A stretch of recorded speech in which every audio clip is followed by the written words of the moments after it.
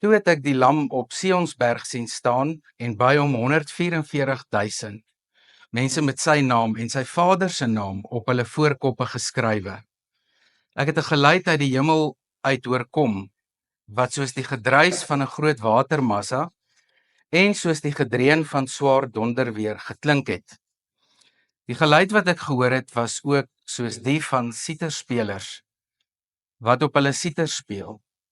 Hierdie mense sing 'n nuwe lied daar voor die troon en voor die 4 lewende wesens en die ouderlinge. Niemand anders as net hierdie 144.000 mense wat van die aarde af losgekoop is, kon hierdie lied leer nie. Dit is hulle wat hulle nie met vrouens besoedel het nie. Hulle het kuis gebly. Hulle volg die lam waar hy ook al gaan. Hulle is onder die mense uit losgekoop as eerstelinge vir God en vir die lam. Uit hulle mond het daar nooit 'n leuen gekom nie. Hulle is onberispelik.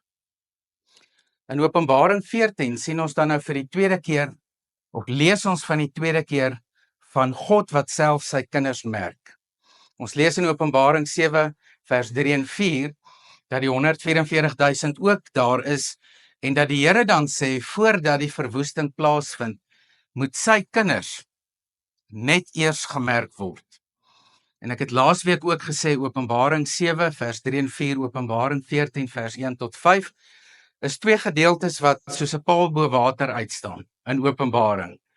Tussen dit vind ons natuurlik dan nou die dier, Openbaring 13, wat gaan oor die dier uit die see en die dier uit die aarde en die sataniese drie-eenheid en sy merk.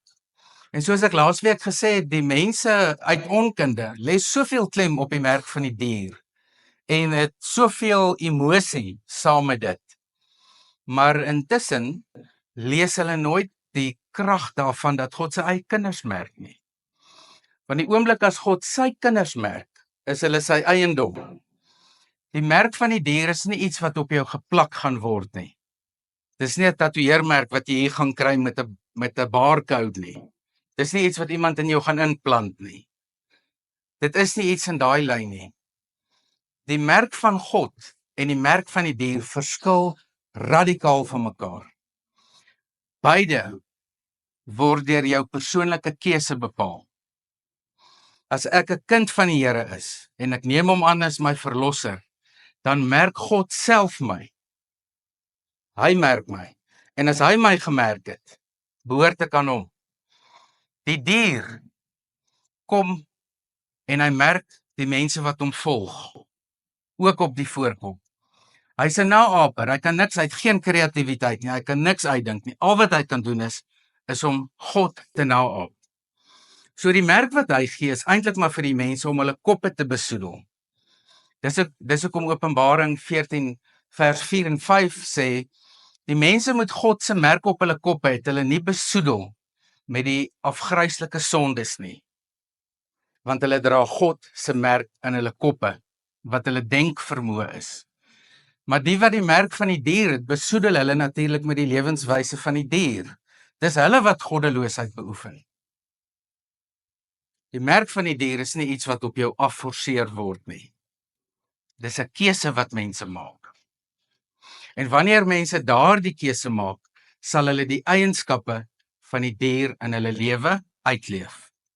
So, die manier hoe mense praat, die manier hoe mense dink, dit wat die mense elke dag doen, hoe hulle ander mense hanteer, hoe hulle genade wys of nie, hoe hulle liefde wys of nie, hoe hulle getuig, hoe hulle mense oor die Here vertel, hoe hulle mense na die Here toe lei, dit sal wys wie se merk jy dra.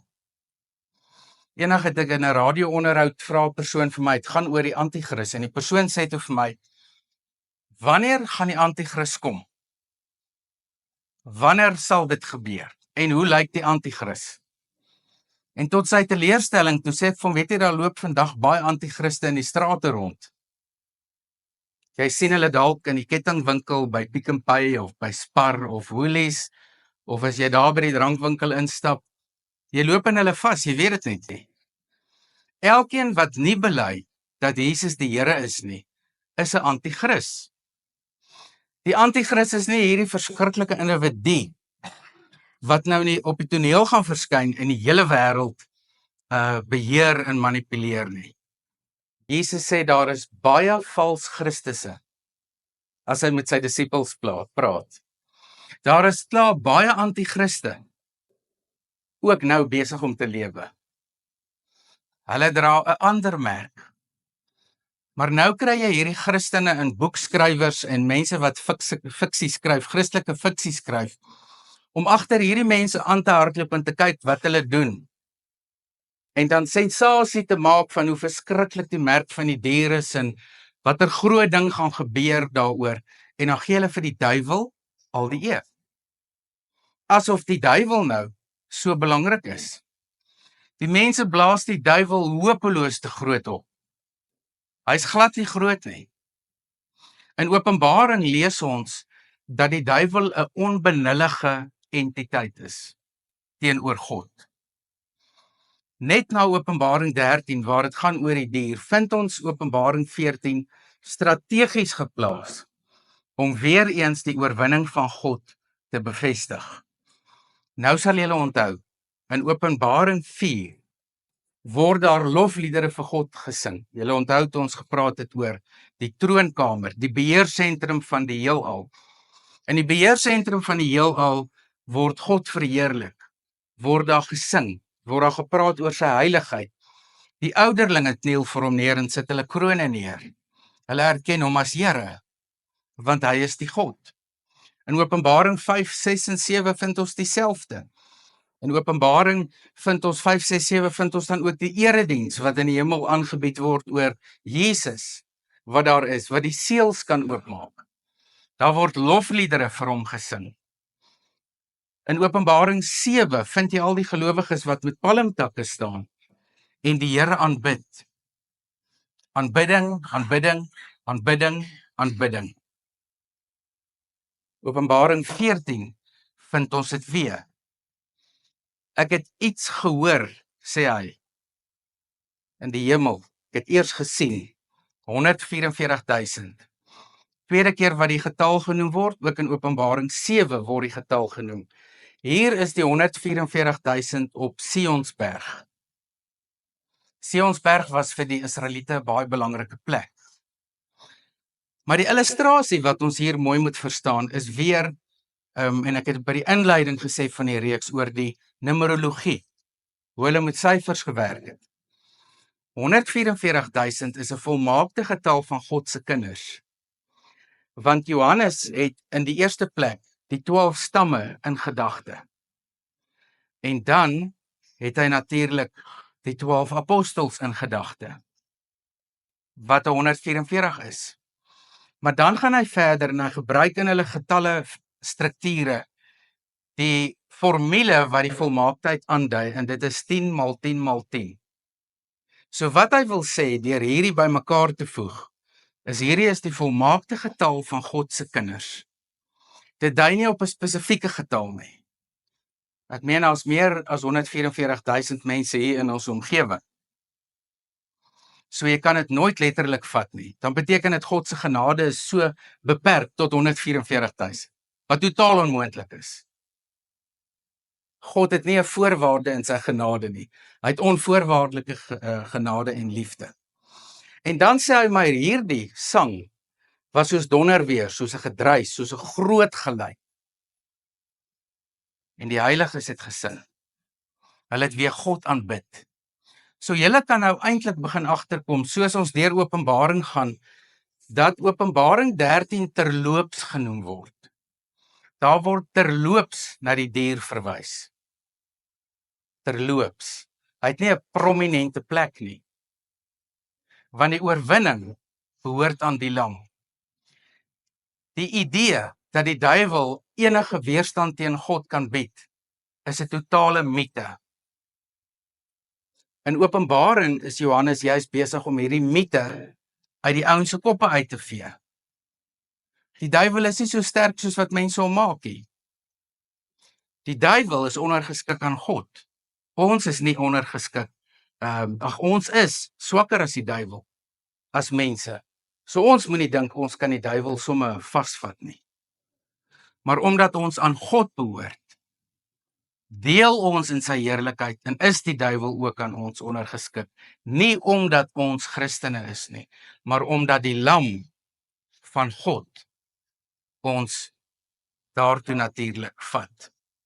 Deur ons getuienis het ons gelees in Openbaring ook, deur die getuienis van die gelowiges en deur die bloed van die lam het hulle die duiwel oorwin. So ons het oorwinning deur ons getuienis en deur die bloed van die lam. Hy hoor hierdie geweldige lofliedere wat gesing word en dan word daar iets interessants gesê. 'n Nuwe lied word nou vir God gesing. Nie almal ken hierdie lied nie, sê Johannes. Hierdie nuwe lied wil vir ons sê, waar God is dinge altyd nuut. Soos ons lees in die Ou Testament, God se liefde is nuut elke môre. Elke môre nuut. En hier word weer 'n nuwe lied gesing om vir ons te wys dat God so almagtig is in sy oorwinning en in sy almag, dat jy nie anders kan as om vir 'n nuwe lied te sing elke keer as jy besef hoe groot en almagtig God se teenwoordigheid in jou lewe is. Jy kan nie anderster as om iets nuuts te sing, iets nuuts te wil doen nie. Jy kan nie anders as om deur die Heilige Gees gedryf te word in jou lewe, te reageer op die Heilige Gees en te doen wat die Heilige Gees vir jou sê. Want God se goedheid en sy almag en sy grootheid staan ver bo ons verwysingsraamwerk, ons idees van die wêreld, ons idees van mense, ons uitkyk op dinge. Ver bo die gedruis van baie waters, skryf die digters in Psalms. Ver bo die gedruis van baie waters is die stem van die Here. Nie eers die hardste geluide in die skepping, lees ons reg deur die Bybel ook hier, kan die stem van God uitdoof nie. In sy almag praat God. So wat leer ons in Openbaring? Ons leer God is 'n pratende God. Hy's 'n God wat praat met sy kinders. Hy praat met jou elke dag. Hy praat met jou in jou hart of in jou gees of in jou gedagtes. Hy praat met jou deur die Heilige Gees. Hy praat met jou deur die Bybel. Soos wat Johannes, wanneer hy hier skryf vir die gemeente is in Asië sê, hierdie is wat die Here sê. God praat met jou. En as God met jou praat, is jou lewe splinternuut. As jy God hoor, verander alles in jou lewe. Dan kan jy tog nie dieselfde wees as voordat jy met die Here gepraat het nie. Wanneer iemand getuienisse lewer hulle getuienisse met die volgende struktuur in gedagte. Hoe is my lewe sonder God?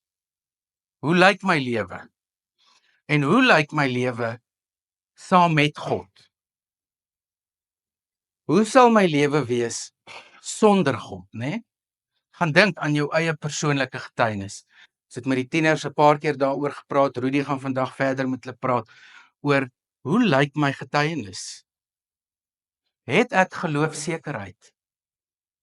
Geloofsekerheid is om te weet ek gaan verseker hemel toe. Baie mense verstaan nie geloofsekerheid nie en weet nie presies of hulle regtig hemel toe gaan nie.